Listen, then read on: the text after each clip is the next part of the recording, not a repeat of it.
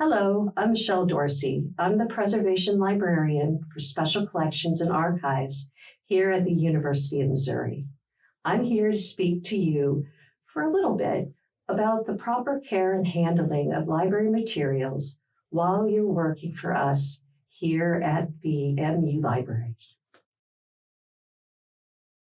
The key to preserving materials is to handle them as gently as possible. We want to follow the same rule of thumb of explorers everywhere. Take nothing but pictures, leave nothing but footprints. Although in this case, we also don't want to leave footprints either. Please don't use your feet on our collections. You might imagine that we'd want you to wear gloves while you're handling our materials. But gloves are usually the wrong choice. They reduce your finger sensitivity. That makes it easier for you to damage it, especially if something gets snagged by the gloves. There are a few situations where you might want to wear gloves. If you're handling photographs, metal, bone, ivory, or unglazed ceramics. Most of these aren't going to come up much in your job, though you may have to handle photographs. The best way to do that is with clean, dry hands. Wash your hands thoroughly before you handle any materials and dry them thoroughly. Washing with soap will remove the dirt and natural oils that might otherwise leave marks on our books. It's best if you have short, well-trimmed fingernails. We're not talking bass player short here, but keeping your fingernails short and neat will help avoid the risk of them snagging on things and damaging them. If you have naturally long fingernails, that's okay, but artificial fingernails are a problem. We ask that you not wear them while working with our materials. Books are one of the main things we handle here in the library. Most books are not designed to be opened flat, which is why we use book cradles. Be gentle. Let the book decide how far it wants to open. Stop if you feel undue resistance from the binding. Many older books, especially those produced in France, have very tight bindings, and it's hard to open them all the way. Always handle pages carefully, ideally one at a time. When you turn a page, do so from the outer edge or the corner rather than the middle or the gutter. You should also be careful to touch only the areas where nothing has been printed. Inks and pigments are not part of the page. They sit on its surface. That makes them vulnerable to being erased. Over the course of centuries, even the best ink can be worn off if it is handled. Many old books have damaged bindings, especially near the spine. The hinge where the covers meet the spine takes the most strain during use and is usually the place that the book gets damaged. If you see a book where the material around the hinge appears to be a different color from the rest of the cover, congratulations, you've found a book that has had some repairs done to reattach the covers. As always, be gentle. Don't pull or tug on the covers, and do what you can to avoid making the damage worse.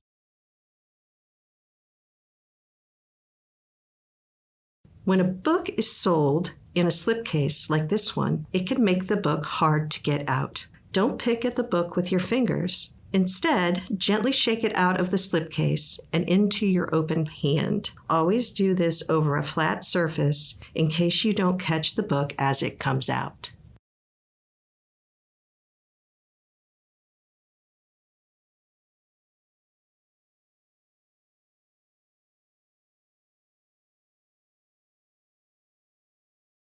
Many of our larger items are stored in phase boxes, but we put slim items into envelopes like this.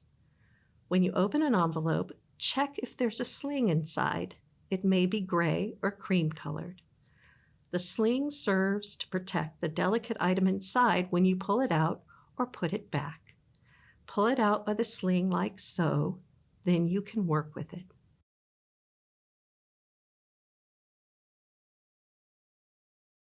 Sometimes you'll find an item in a pamphlet binder like this one. Treat a pamphlet binder like an envelope and pull out the sling as usual.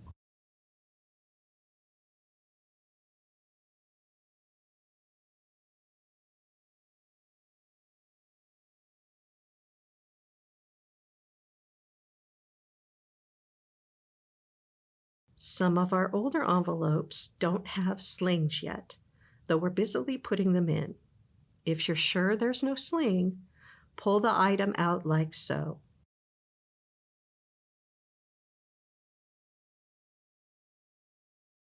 This book is uncut. Sometimes you'll find a book where some of the pages haven't been cut apart yet.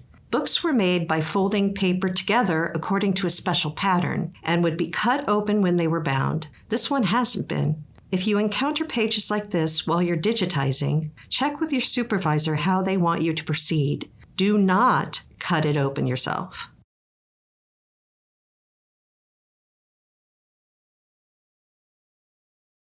If you have a pamphlet or zine, treat it like a soft cover book and only open it as far as it wants to go.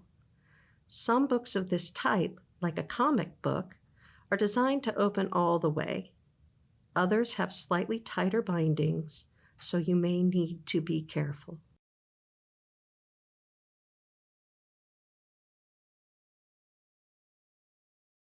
Maps and prints are unbound and are single sheets of paper. Follow the same approach to handling any printed item.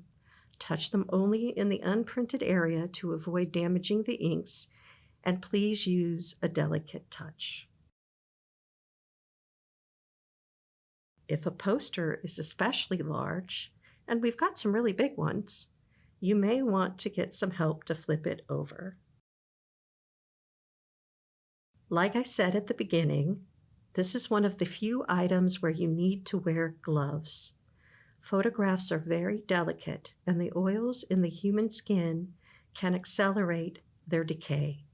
Even when you're wearing gloves, be sure to always handle them from the very edges. And that concludes our training module. If you have any questions, please don't hesitate to ask.